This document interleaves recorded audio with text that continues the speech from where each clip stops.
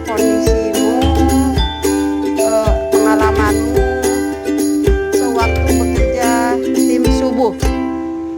Ya, pengalaman saya selama kerja di tim subuh sih, kita nikmatin aja, cuma ya itu kendalanya kalau pagi tuh takutnya kalau pas lagi sepi di situ di jalur tempat Benyamin Sueb kan rawan penjahat ya.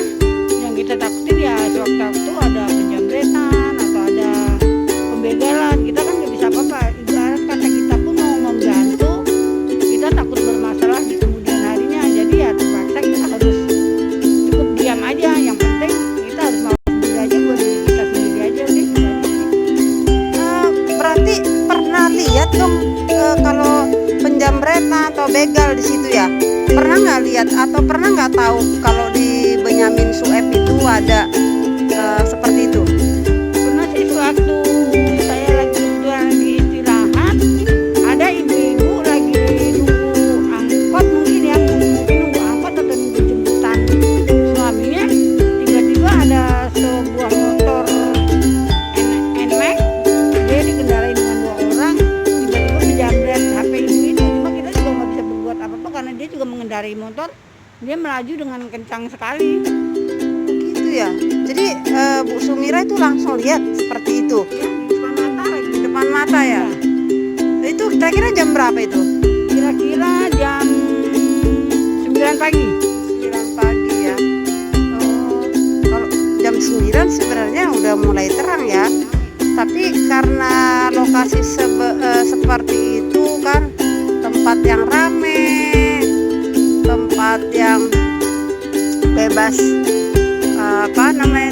lalu lintasnya lebih apa ya, lebih lancar, tapi ada penjamretnya ya. Kendala yang lain dari segi pekerjaan apa sih yang dirasakan kesulitan atau yang berat? Seperti apa sampahnya atau seperti apa, bagaimana coba ceritakan. Ya kalau kita sih kendala beratnya karena pedagang waktu itu masih terlalu rame ya. Jadi kalau pagi itu sampah selalu berserakan di sepanjang jalan karena pedagang itu nggak mau beresin sampahnya ketika habis selesai dagang. Jadi ya terpaksa kita yang membereskan. Itu pedagangnya banyak atau bagaimana? Seperti apa pedagang itu? Apa ada koordinatornya, mereka bayar, terus namanya udah bayar ya udah, makanya dia tidak memperhatikan kebersihan lingkungannya. Seperti apa menurut pengalaman Bu Sumira? Nah, kalau masalah ada koordinator atau tidaknya sih saya kurang tahu juga. Yang pasti mereka nggak mau membereskan aja sampahnya. Ada juga sih sebagian yang mau membereskan sampahnya, ada juga yang mungkin pikirannya biarin aja. Ada yang nyapuin ini, ada yang beresin ini, ngapain harus saya bersihin. Mungkin dengan pemikiran saya sih itu aja sih. Nah, Bu Sumira kan suka diganti zonasi, nggak selalu satu tempat itu. Bu Sumira nggak selalu satu tempat kan zonasinya. Kira-kira yang berat seperti apa sih sebenarnya?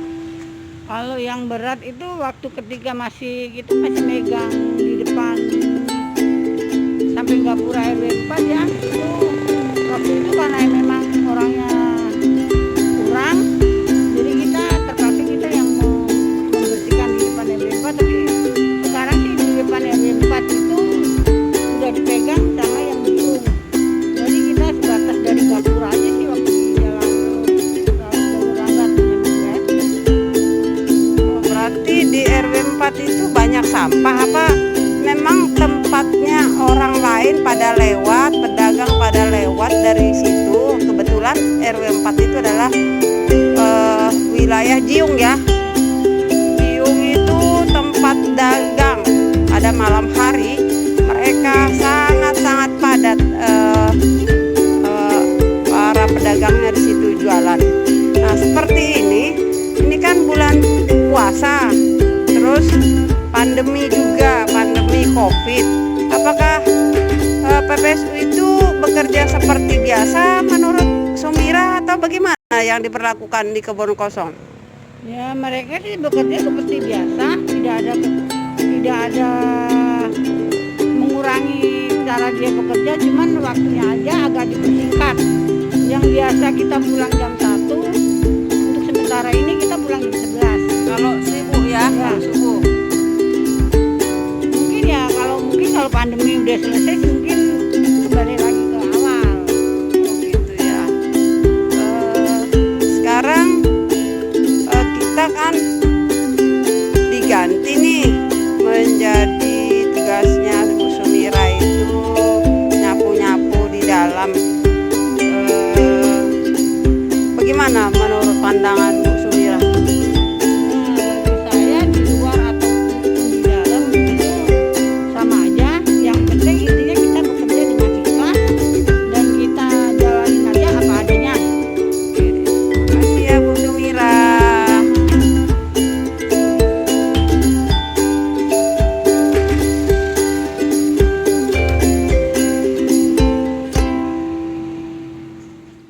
Untuk teman-teman yang tidak masuk itu dari awal PPSU sampai sekarang tidak ada potongan, terkecuali dia tidak ada informasi yang jelas untuk atasan dan pimpinan. Itu kayak berikut sakit, ada laporan, berikut izin, ada urusan itu, ada laporan itu tidak akan dipotong gaji, tidak akan kena teguran karena itu ada informasi untuk ke pimpinan. Berarti peraturan yang ditegakkan di PPSU Kebon Kosong itu harus sesuai. Berarti harus ada selalu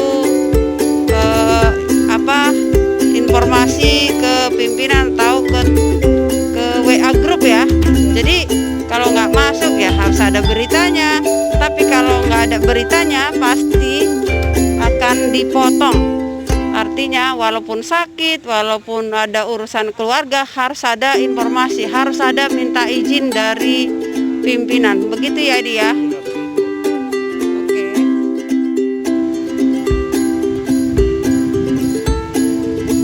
Ini PPSU yang bekerja di lingkungan kantor.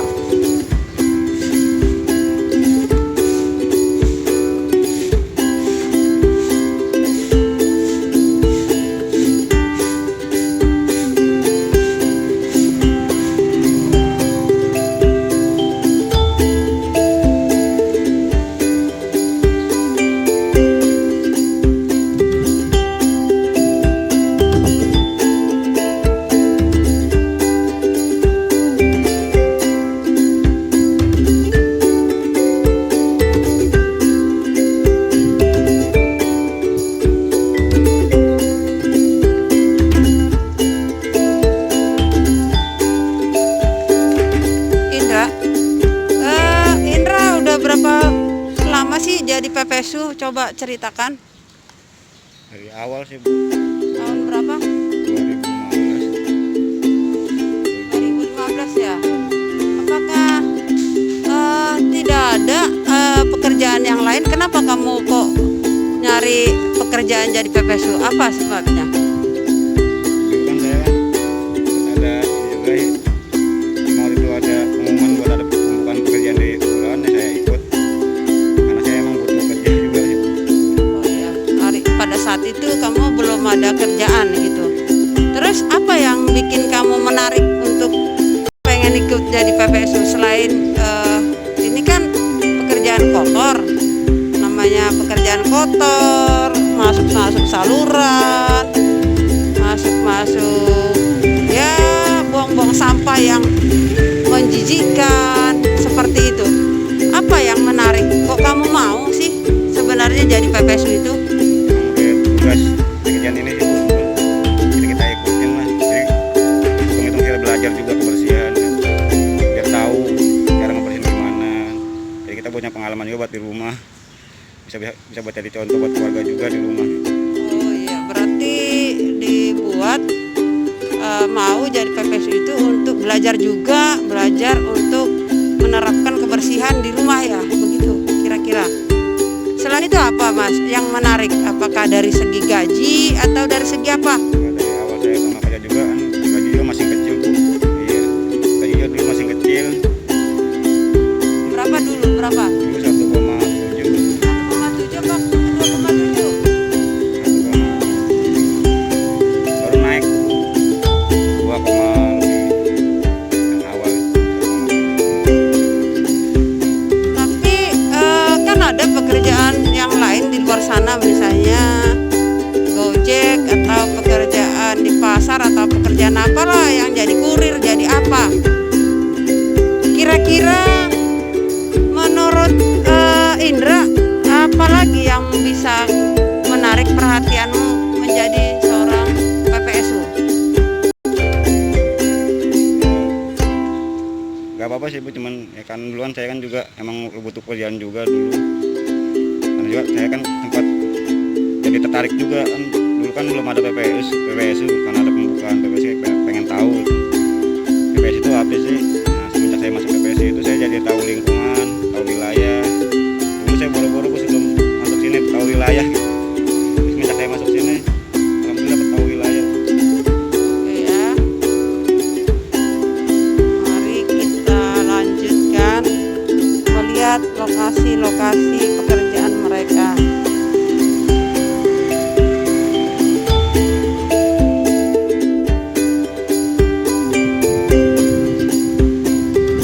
Ini PPSU yang bekerja di lingkungan kantor.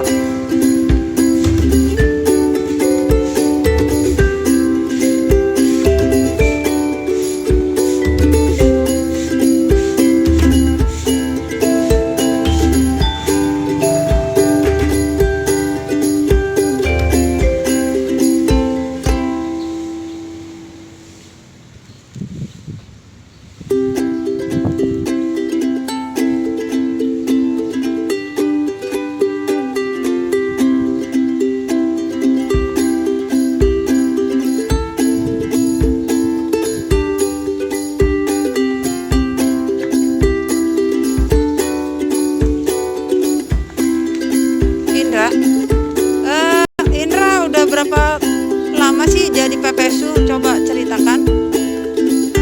Awal sih Tahun berapa? 2015. 2015 ya. Apakah tidak ada pekerjaan yang lain? Kenapa kamu kok nyari pekerjaan jadi PPSU? Apa sebabnya? Kan saya kan ada juga mau itu ada pengumuman buat ada pembukaan pekerjaan di bulan ya saya ikut karena saya mau butuh kerja juga. Pada saat itu kamu belum ada kerjaan gitu.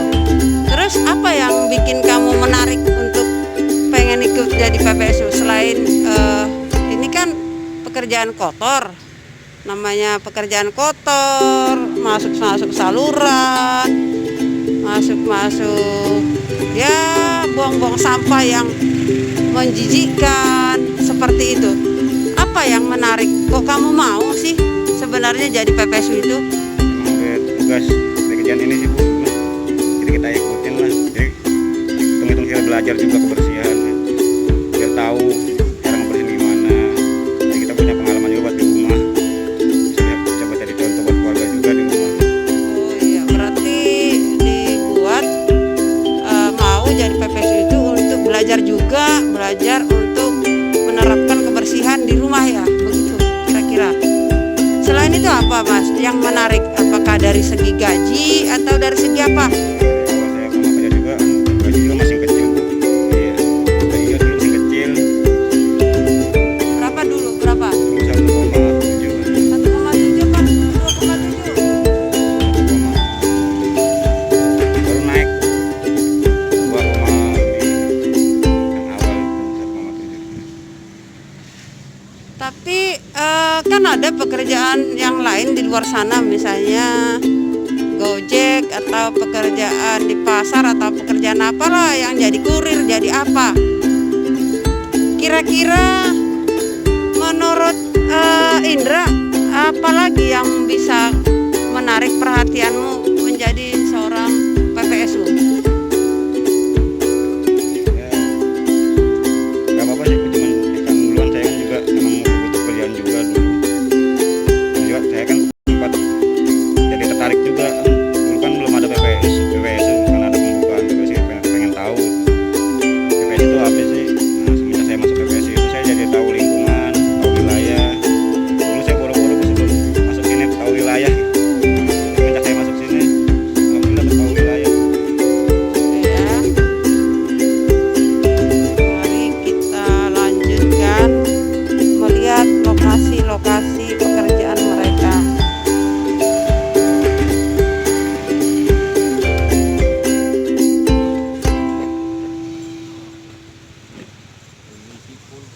Itu mau apa itu? Kartu apa itu?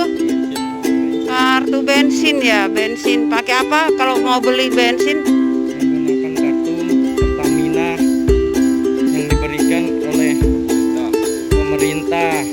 Kita untuk mengisi BBM wajib lapor pada pimpinan kita supaya bisa mengisi kendaraan gerobak motor. Selamat bekerja ya.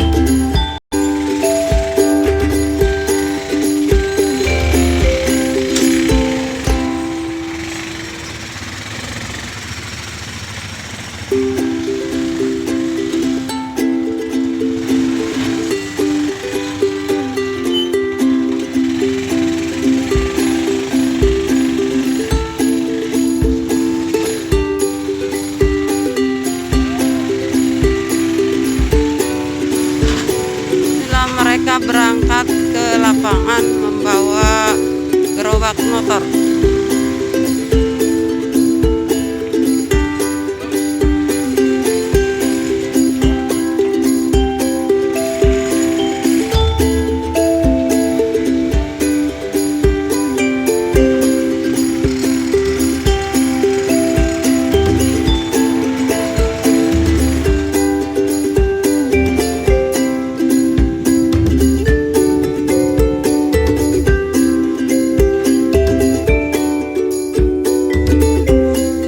Kondisi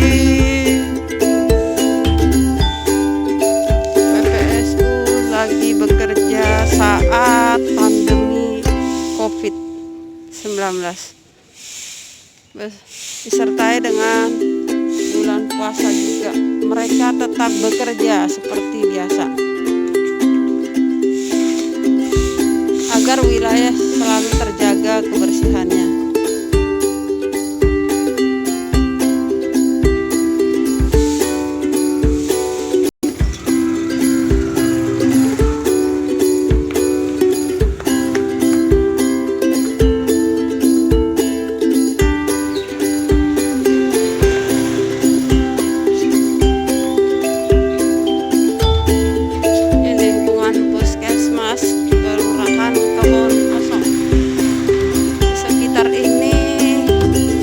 PPSU bekerja untuk kebersihan lingkungan.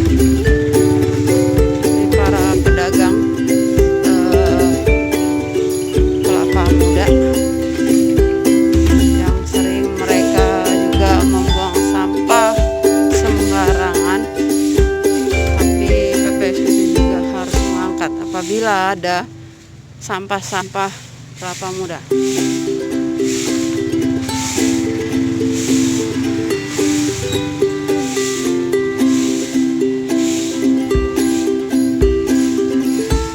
Yogi,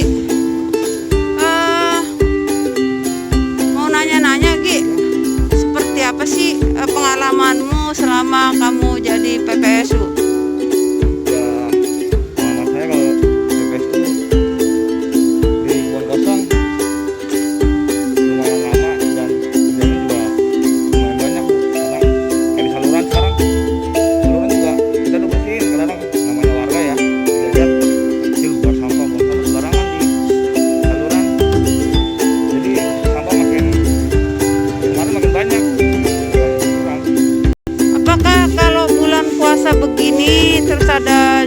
masih pandemi COVID-19, apakah kalian juga masih tetap bekerja? Seperti apa itu kondisinya? Ya, kalau kami masih tetap bekerja dan kondisinya ya seperti biasa aja kita kerja. Kita kerja dari jam 7 sampai selesai. Jadi kita nggak ada libur, ya libur tetap kita di jadwal bergantian. Tapi kerja kita tetap kerja. Kamu kalau bekerja kadang pagi, kadang subuh, kadang tengah malam juga piket. Seperti apa? Mana kira-kira yang paling enak atau mana paling nggak enak di antara shift itu? Semuanya sih enak, tapi paling ya kalau kayak malam kan kita juga harus hati-hati, lebih jaga-jaga. Ya, kalau subuh juga karena kita di jalanan kerjanya harus lebih hati-hati. Kadang takutnya kendaraan, namanya kita nggak tahu musibah ya, kendaraan kadang-kadang nyasar kita senggol apa gimana. Oh, berarti lebih beresiko kalau bekerja subuh ya? Tapi kalau malam kenapa kok lebih berhati-hati?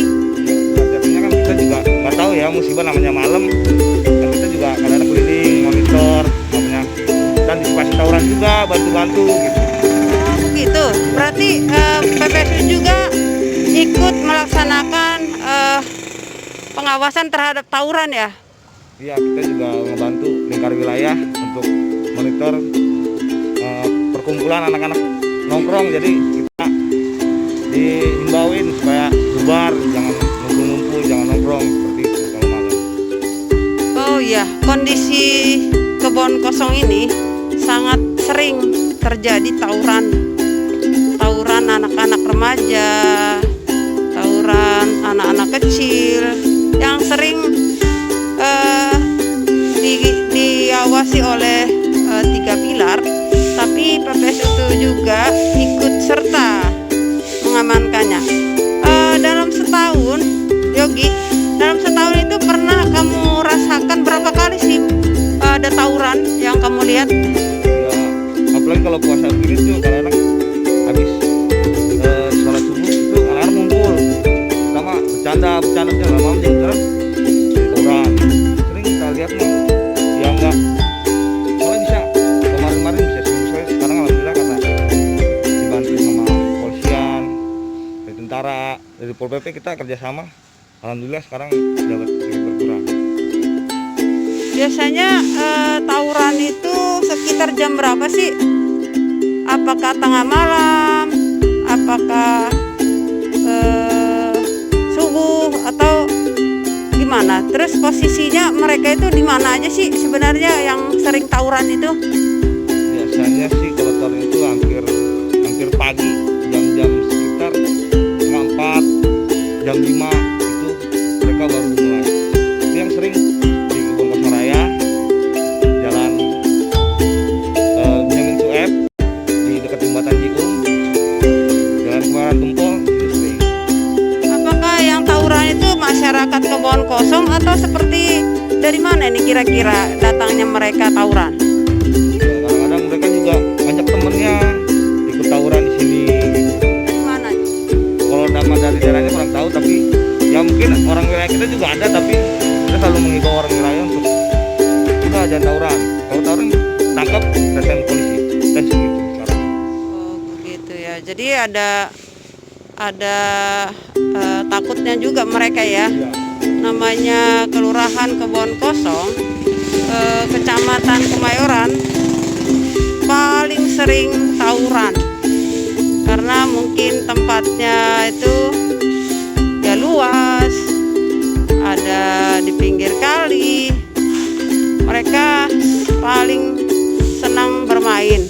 Tadinya mereka cuma bermain, tapi sambil bermain mereka bercanda-canda, akhirnya terjadilah tawuran. Inilah sampah yang ada di apartemen Rusun di Dakota 3, persis di depan kantor Kelurahan Kebon Kosong. Nah, mereka digaji oleh Rusun 3 ya Pak? Berapa orang Pak kalau petugas dari rusun ini untuk mengelola sampah atau membuang sampah, Pak? Ada berapa orang, Pak? Satu orang. Satu orang? Iya. Satu orang bekerja? Oh, satu sendiri ya. Kalau Bapak bekerja dari jam berapa sampai jam berapa itu, Pak? Dari jam 7 sampai jam 6. Oh, dari jam 7 pagi sampai jam 6 sore. Ini ya sampahnya itu diangkut kemana, Pak? Tipo berapa kali letak? Di LPS Iya, Marto? Rasul. Oke. Di sana bayar nggak sih, Pak? Membayar apa? Membayar nggak sampah-sampah? Oh, gratis ya, Pak? Enak ya. Tapi kalau Bapak digaji seperti apa, Pak, kalau di sini?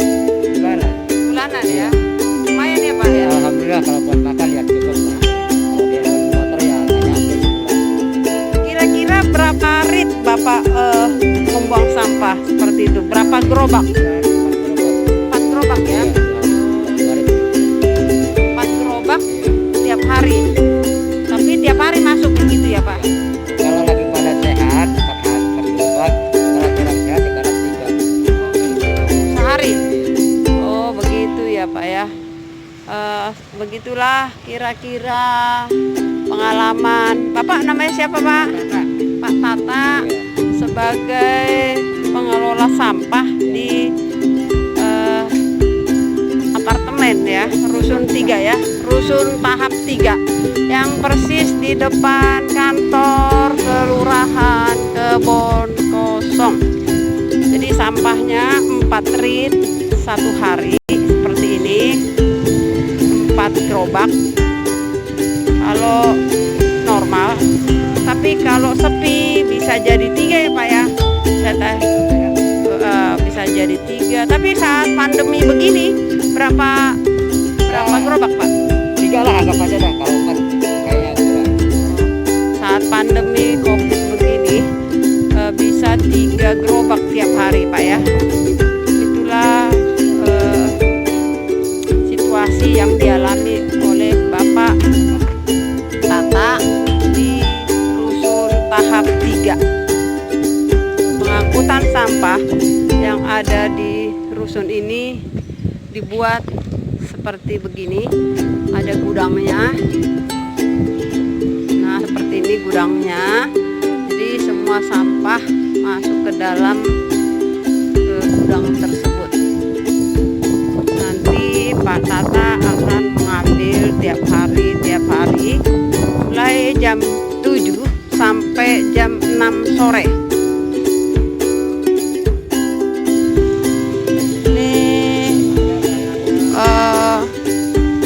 PPSU kalau pagi mau berangkat ke lokasi seperti ini mereka.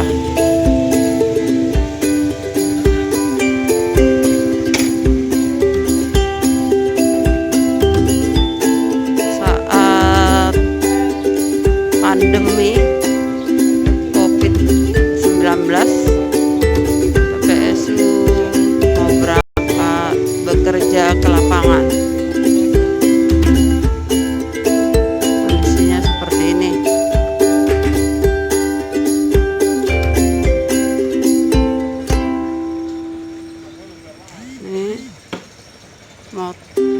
Gerobak motornya sudah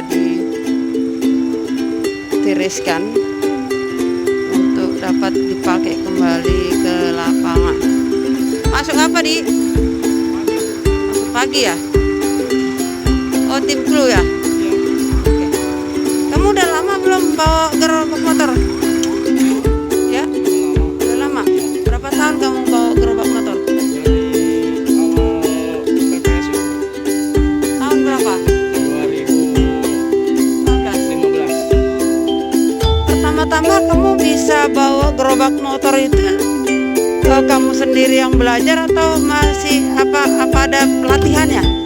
Ya, kalau untuk awal pertama bawa gerobak motor ini ya emang dari dasarnya saya bisa berkendara kopling dari motor itu udah bisa. Jadi saya coba bawa gerobak motor ini pertama kali ya alhamdulillah langsung.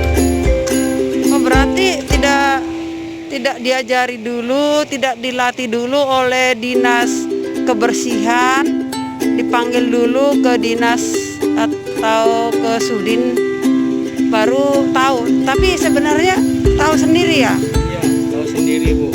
Karena dari segi kendaraan ini dengan kendaraan motor roda 2 itu sama.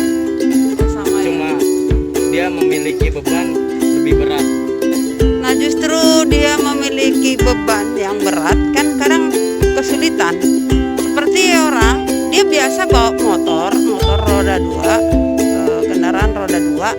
Tapi kalau dia coba bawa becak motor, padahal itu kan pakai motor juga, tapi belum tentu bisa. Kenapa kamu kok terus bisa bawa ini? Apakah tidak tidak ada kendala apa gimana itu? Ya kalau untuk membawa kendaraan ini dari awal itu alhamdulillah tidak ada kendala. Kalau untuk dari bodi kan lebih lebar dibanding roda 2, kita main feeling aja Bu kalau awal kita pemakaian untuk belajar kendaraan ini. Oh gitu ya, pakai feeling ya. Kalau teman-temanmu yang lain kan bukan Edi doang yang tahu bawa gerobak motor. Apakah mereka juga dilatih dulu atau memang sama seperti Edi? Kalau untuk yang lain sih ada yang langsung bisa, ada yang harus dibelajarin dulu. Kalau untuk memakai kendaraan Germor ini, karena Germor ini roda 3 lebih besar dan kapasitas lebih berat dibandingkan kendaraan motor yang roda 2. Nah, kalau teman juga bilang kalau kendaraan roda 3 ini, kalau emang yang dari dasarnya dia bilang berat ini itulah, nah dia coba kita belajarin, ya alhamdulillah kesininya lancar bisa belajarin yang lain juga.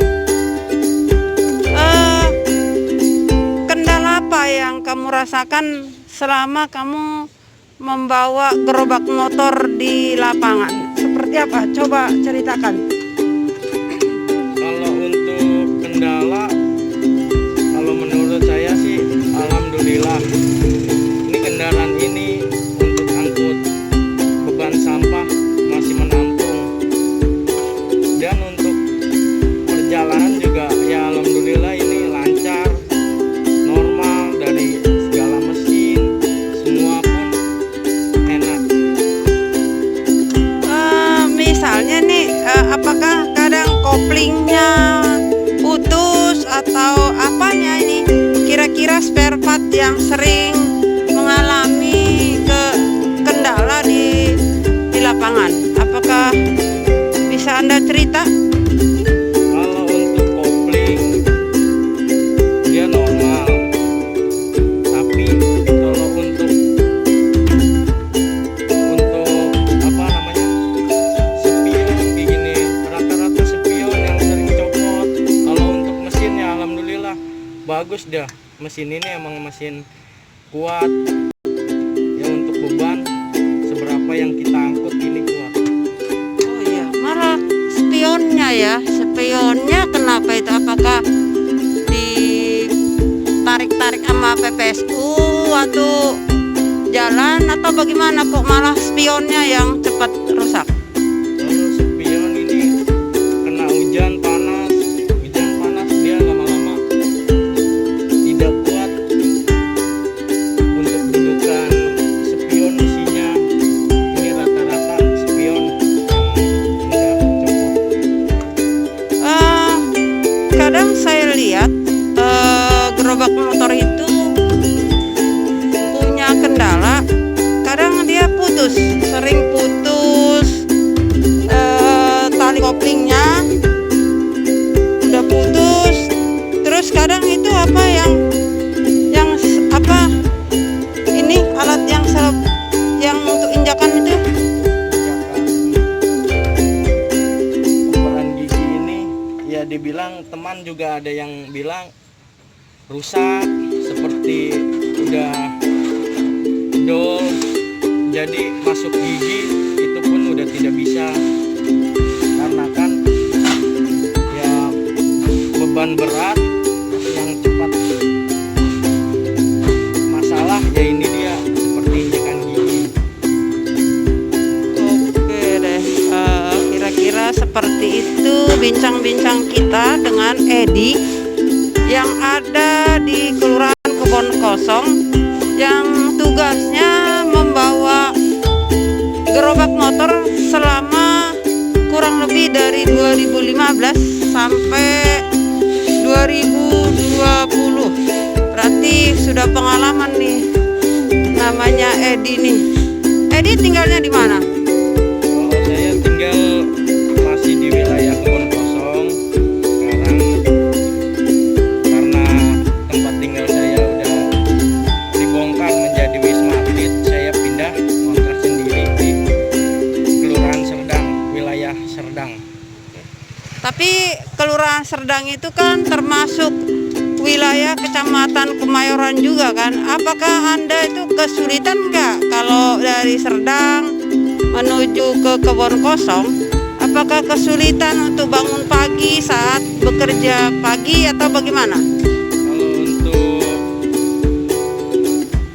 bekerja karena masih satu kecamatan Kemayoran dan beda kelurahan itu ya alhamdulillah saya tidak ada kendala untuk berangkat pagi, tidak pernah kesiangan dan tidak ada kendala apapun. Kalau menurut Edi, apakah